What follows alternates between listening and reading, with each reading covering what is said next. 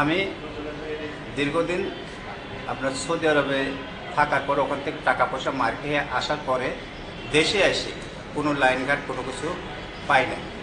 তারপরে কি করব, বিভিন্ন চক্রের সাথে মিশার পরে এখন আমি দেখছি এই বিদেশে যাওয়ার ব্যাপারে যে visa, training certificate, labour card, আনুষঙ্গিক এগুলা সম্পূর্ণ কম্পিউটার মাধ্যমে জাল করে বানাই সেরে এগুলা ধরেন পাবলিক ফাংশন থেকে দিয়ে দিতাম, দিয়ে যার থেকে যতটুক পারি ততটুক ধরেন টাকা পয়সা সংগ্রহ করতাম, করে এটা নিয়ে আর কি টুকটাক চলাফেরা করতাম।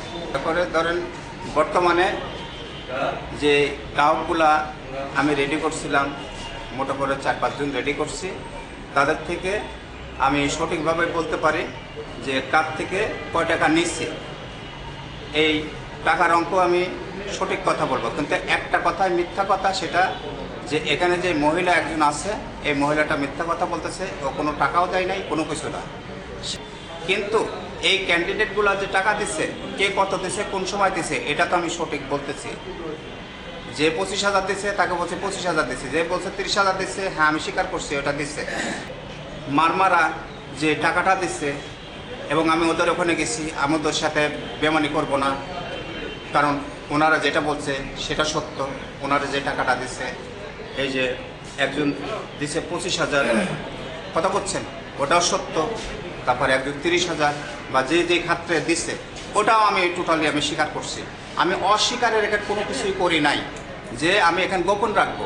হয়তো আমাকে আজ হোক কাল হোক তাদের পরিশ্রমের পয়সা তাকে আমাকে দিতে হবে, কারণ আমি যখন এই যে প্রতারণায় ধরা খেয়েছি, কারণ এই টাকাটা তাকে আমাকে দিতেই হবে, আজ হোক না কাল হোক। তাহলে মিথ্যার আশ্রয় কেন আমি নিতে যাব? মিথ্যার আশ্রয় নিয়ে আমি আরও তো বিপদে পড়বো। যেটা সত্য সেটা আমি বলে দেবো।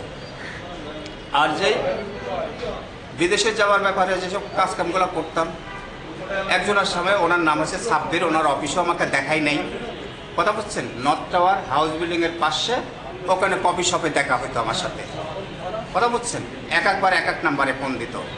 তাহলে আমি এখন তাকে কিভাবে ধরবো বলেন দেখি?